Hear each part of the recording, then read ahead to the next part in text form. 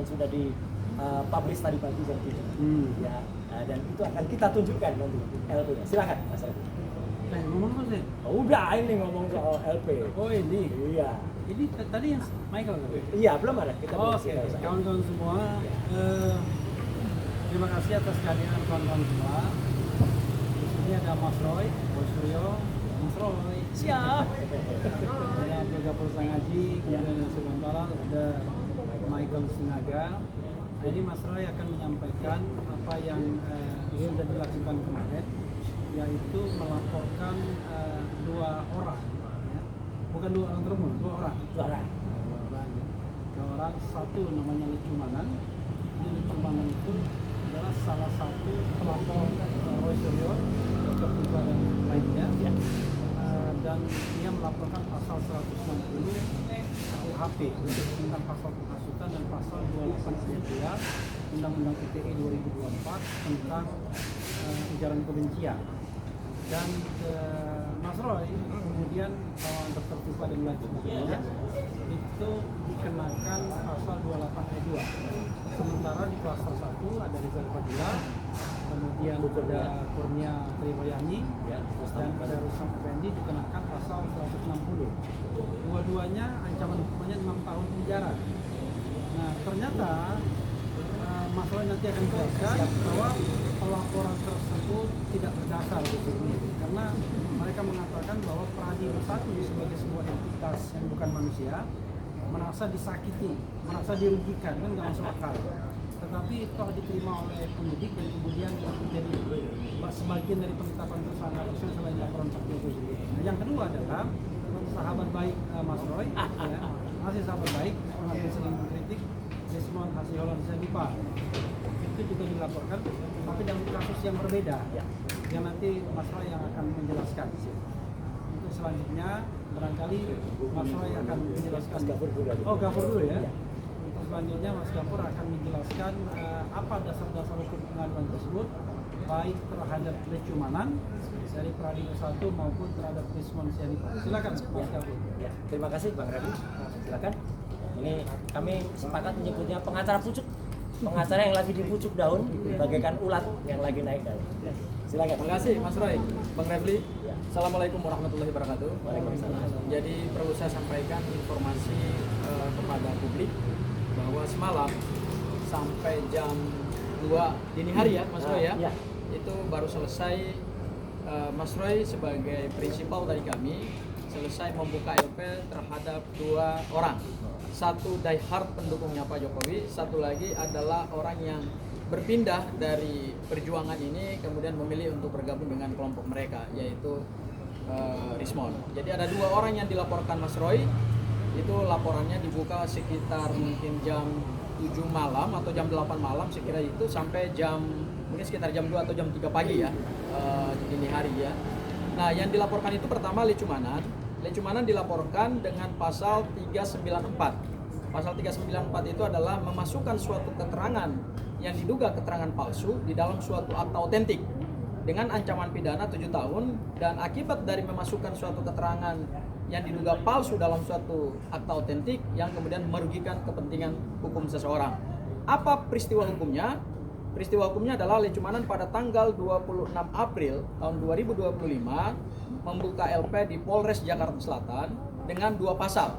Pasal pertama adalah pasal 160 KUHP yaitu penghasutan, dan pasal kedua adalah pasal 28 ayat 2 Undang-Undang ITE tentang ujaran kebencian berdasarkan SAR ya, yaitu ada SARA, suku dan sebagainya. Dan atas dasar LP Lecumanan itu ada penetapan tersangka di klaster 1 dan klaster 2. Klaster 1 itu ditetapkan dengan pasal 160 yaitu adanya penghasutan, dan kemudian di klaster 2 yaitu adalah Mas Roy itu ditetapkan dengan pasal 28 ayat 2 Undang-Undang ITE. Apa yang diduga palsu dari keterangan atau dari laporannya Lecumanan? Yang diduga palsu adalah adanya konstruksi peristiwa hukum bahwa Lecumanan melaporkan kepada Polres Jakarta Selatan sehingga para tersangka ini ditetapkan sebagai tersangka, yaitu penghasutan ujaran kebencian dengan korban adalah Pradi Bersatu. Ya. Jadi di berbagai kesempatan kami berdebat dari televisi ke televisi, juga Sekjen Pradi Bersatu maupun juga Ketua Pradi Bersatu telah menegaskan bahwa korban dalam perkara penelitian ijazah Pak Joko Widodo itu adalah Pradi Bersatu. Kami setelah melakukan pengkajian yang cukup dalam, kami menemukan bahwa ini memang ada unsur kesengajaan. Unsur kesengajaan untuk memaksakan LP-LP itu karena Lecumanan melaporkan pada tanggal 26 April, baru kemudian diikuti oleh Pak Jokowi pada tanggal 30 April. Jadi sebetulnya yang membuka LP itu bukan Pak Jokowi duluan, tetapi yang membuka itu adalah relawan-relawan Pak Jokowi, termasuk pendukung-pendukung Pak Jokowi. Kami menduganya adalah sengaja dipaksakan oleh Lecumanan dan teman-teman yang lain supaya pasal-pasal itu masuk sehingga mungkin perkara ini bisa naik kepada perkara pidana. Seharusnya kalau mereka mau mengatakan bahwa Pradi Bersatu adalah korban dari hasil penelitian ijazah Pak Joko Widodo, pertanyaan kita kepada mereka, dan ini akan dikaji dan ini adalah materialnya secara hukum, apakah Pradi Bersatu itu adalah korban dari penghasutan dan ujaran kebencian? Karena di dalam konstruksi hukum pidana, penghasutan maupun juga ujaran kebencian itu direspon oleh seorang makhluk hidup, bukan hewan tapi manusia. Ya, jadi ketika seseorang itu dikatakan menghasut, maka ada 3 unsur di situ. Pertama, ada orang yang menghasut, kedua ada perbuatan yang menghasut, dan yang ketiga ada orang yang menjadi korban, kemudian korban penghasutan dan melakukan suatu tindak pidana. Loh, ini ada badan hukum yang kalau istilah kita bicara ilmu biologi lah, ini kan benda mati gitu. Kok bisa menjadi korban dari suatu kajian ilmiah tentang ijazah Pak Joko Widodo? Dan setelah kami berdialog, berdiskusi, menguraikan peristiwa hukumnya dengan penyidik Polda Metro Jaya, makanya kemudian alhamdulillah adalah diterima LP-nya. Nanti ditunjukkan oleh Mas Roy ya. Jadi itu yang kami ingin kirim pesan, bahwa seseorang ketika ingin melaporkan orang lain, apalagi dalam peristiwa yang besar seperti ini, menyita perhatian publik, membuat gaduh satu negara, itu tentu prinsip kehati-hatian dan kajian hukum harus dilakukan secara cermat. Jangan karena emosional, jangan karena ingin buru-buru mempolisikan seseorang, akhirnya yang terjadi adalah ya sudah, kita paksakan sesuatu, kemudian sesuatu itu secara kajian hukum itu ternyata tidak masuk ke dalam konstruksi hukum pidana yang sebenarnya.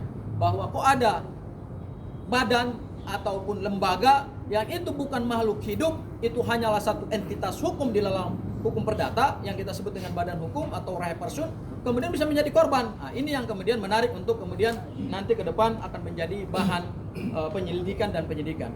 Itu yang laporan pertama terhadap Lecumanan. Jadi hanya 1 pasal, dan ancaman pidananya terhadap pasal 394, ancaman pidananya adalah 7 tahun penjara. Peristiwa yang kedua dilaporkan kepada mantan sahabat ya, Mas Roy ya, mantan pejuang juga di dalam perjuangan ini, yaitu Rismon Hasyolan Sianipar, dilaporkan dengan 2 pasal pidana, yaitu 343 KUHP, kemudian tanggal 26 April di Polres Jakarta Selatan. Di sini jelas betul, dia itu melaporkan dengan korban yang namanya Pradi Bersatu. Nah, Pradi Bersatu itu apa? Korban apa? Ini organisasi, nggak punya perasaan, ya. Organisasi kok punya perasaan? Nggak ada. Dan ini sayangnya, terus terang saja, kami memang baru mengetahui setelah sekian lama, dan ini tayang di salah satu TV. Ya, ini belum lama. Kalau dari dulu kami tahu, kami sudah laporkan ini dari dulu. Ya, jadi kalau ada pertanyaan, kenapa baru sekarang, Mas? Ya, karena ini memang baru tayang beberapa waktu yang lalu di salah satu TV. Dan sebenarnya waktu gelar perkara, saya, Bang Refli, Mas Gapur, waktu itu sempat melihat sedikit singkat sekali di Polda, tapi kemudian tidak bisa kami lihat detailnya. Ternyata di sini jelas betul, korbannya adalah Pradi Bersatu. Sungguh suatu hal yang tidak masuk akal. Makanya kami menyesuaikan dengan apa yang sudah kami janjikan kemarin. Nih, Lecumanan ini memang berkali-kali orang ini, ya, dulu juga ikut dalam hoax. Katanya ada uang sekian miliar diterima saya. Itu belum kami laporkan. Catatan, belum kami laporkan. Ya, bukan berarti tidak, belum kami laporkan. Kemudian ini janji kami kemarin, kami pertimbangkan saudara Lecumanan itu ya akan dilaporkan. Dan alhamdulillah semalam kita buktikan. Jadi kita nggak hanya berjanji, tapi kita memberi bukti. Karena hukum itu harus tidak boleh hanya tajam ke bawah, termul ke atas. Ya. Jadi semuanya harus tajam. Nah, laporan yang kedua itu adalah untuk orang yang mengaku bernama Dr. Eng. Respon.